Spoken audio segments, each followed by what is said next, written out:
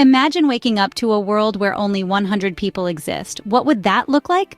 Picture our planet teeming with over 7 billion individuals, suddenly condensed into a community of just 100. That's a reduction so profound, it's almost unimaginable. But let's try to envision it. In this hypothetical scenario, these 100 people aren't just random inhabitants. No, they are a carefully selected group representing the full diversity of our global population. They are a microcosm, a small-scale model of our entire world. Think of it as a global village, showcasing the variety of ages, genders, nationalities, languages, religions, beliefs, education levels, and wealth that exist in our world today. It's a unique and illuminating way to understand the world's current demographics, to see the big picture by focusing on the small. So, are you ready to imagine this world with me? Let's dive in and see what our microcosm would look like. First, consider age and gender. How would our tiny population be divided? Let's start with the basics, shall we? In our hypothetical world of 100 people, 50 would be female and 50 would be male. That's a pretty even split, don't you think? Now let's take a closer look at the age distribution of our 100 denizens. About 26 of them would be under the age of 15. Yes, that's right, more than a quarter of our population would still be children, full of hopes, dreams, and untapped potential. The largest chunk of our population, 66 to be precise, would fall between the ages of 15 and 64.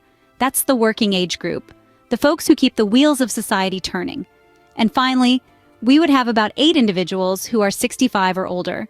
These are our elders, the wise ones, with lifetimes of experience to share. So we have our 50 males and 50 females, and they're spread across different age groups. But let's not forget that these are not just numbers. Each one represents a unique individual, each with their own story, their own experiences, and their own perspective on life. The 15-year-old boy in this world might be dreaming of becoming an astronaut, while the 65-year-old woman might be reminiscing about the time she saw the first man land on the moon. But wait, there's more. Age and gender are just the tip of the iceberg when it comes to understanding our hypothetical population. Each person's age and gender might tell us a little bit about them, but it doesn't give us the full picture. There are so many other factors that make up a person's identity, like their nationality, their beliefs, their education, and their wealth. So, our world is starting to take shape, but there's more to a person than just age and gender. And that, my friends, is what we're going to dive into next. So, buckle up and prepare for a journey into the heart of what makes us who we are. Now, think about nationality. Where would these 100 people come from? Well, if we take a look at the world's population, we'd realize that about 60 people would hail from Asia. This is because approximately 60% of the world's population is Asian. However, this doesn't mean they're all from the same country. Asia is a vast continent with a rich tapestry of cultures, traditions, and countries. Following Asia, we'd have 15 people from Africa, 11 from Europe, 9 from Latin America and the Caribbean, and 5 from North America. The remaining population would be split between Oceania and other regions, making up less than a single percent. Doesn't it paint a fascinating picture? Our world, even if scaled down to just 100 people, would be a vibrant mix of nationalities and cultures. Now let's move on to languages. If we were to translate the world's language diversity into our hypothetical group of 100 people, things would get even more fascinating. Mandarin, the most widely spoken language in the world, would be the mother tongue of about 16 people. Spanish and English would follow, each being the first language for 13 and 12 people respectively. Hindi and Bengali would be spoken by 6 and 5 individuals, respectively. Then we would have people speaking Portuguese, Russian, Japanese, Punjabi, and German, each language being the first language for 2 to 3 people. The rest of the group, around 26 people, would speak a myriad of other languages, from Dutch and Italian to Swahili and Indonesian. This linguistic diversity exemplifies the vast array of human expression and communication. It's a reminder that language is more than just a tool for communication. It's a vessel for culture, history, and identity. As you can see, even with just 100 people, our world is incredibly diverse. With so many nationalities and languages represented, it's a testament to the rich tapestry of human life. From Asia to Oceania, Mandarin to Swahili, our small world of 100 people is a microcosm of our vast and varied planet. Beliefs shape our world. So what would our 100 people believe in?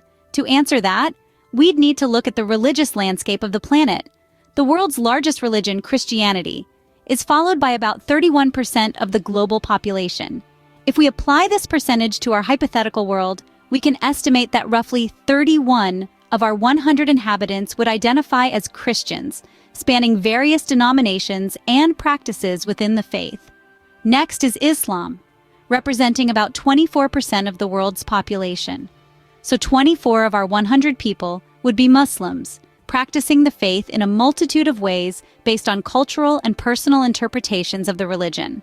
The third most prominent religion is Hinduism, representing about 15% of the global population. So, around 15 of our 100 people would likely be Hindus, with a rich tapestry of beliefs and practices within this ancient religion. Buddhism, practiced by about 7% of the world's population, would represent around 7 of our inhabitants. And let's not forget the smaller religions such as Judaism, which would account for roughly 1 person in our group. But what about the people who don't identify with a specific religion? Around 16% of the world's population identifies as non-religious or secular. So, in our little world, that would translate to 16 people who may not follow a specific religion, but could still hold their own spiritual, ethical, or philosophical beliefs.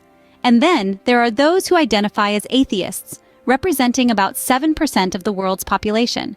That would mean approximately 7 of our 100 people would not believe in the existence of God or any higher power.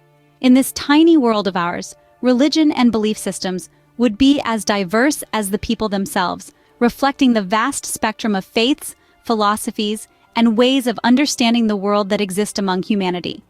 Our tiny world is not only diverse in nationality and language, but also in belief systems. Education and wealth play a huge role in our lives. How would these factors come into play in our miniature world? In this tiny Earth populated by only 100 people, the global education levels and wealth distribution would be reflected accordingly. To begin with, education levels would vary significantly. As per the global literacy rate, we could expect that around 86 of our 100 inhabitants would be able to read and write. However, the quality and level of education would differ greatly among them. Around 23 of our 100 would have had the chance to pursue higher education. This might seem like a decent number, but bear in mind that this leaves 77 without the opportunity to venture into advanced studies and the potential for higher income that it brings. Speaking of income, the wealth distribution in our miniature world would be far from equal. Based on global statistics, just 1 person would hold almost half of the total wealth. This leaves the remaining 59 people sharing the other half, with the poorest 40 sharing just 2% of the total wealth. Now, let's talk about those living in poverty. Sadly, about 11 of our 100 residents would be living on less than $2 a day, a harsh reality that highlights the extreme income disparity in our tiny world. Access to education and wealth can often determine the quality of life one leads. In our scaled-down world, these factors would significantly impact the lives of our 100 inhabitants, just as they do in our larger world. Despite the sobering statistics, the beauty of this scenario lies in its potential for change. With only 100 people to consider, the possibility of creating a more equitable world seems within reach, but the question remains, how willing are we to make that change happen? So, our small world holds a stark mirror up to the realities of our larger one. So, what can we learn from this thought experiment? The world we've envisioned, stripped down to a mere 100 inhabitants, has shown us the staggering diversity that exists in our current global population. Age, gender, nationality, language, religion, beliefs, education, and wealth.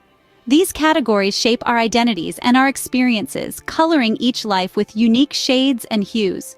It's given us a chance to step back, to view the world from a different angle. To truly comprehend the breadth of human experience, we need perspective. We need empathy.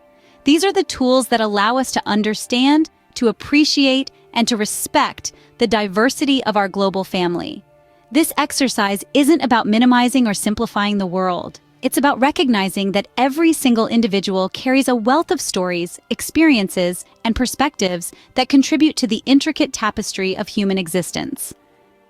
Even in a world of 100, every person is unique, carrying their own stories, experiences, and perspectives. Remember, the world is bigger than our own bubble, and everyone has a role to play.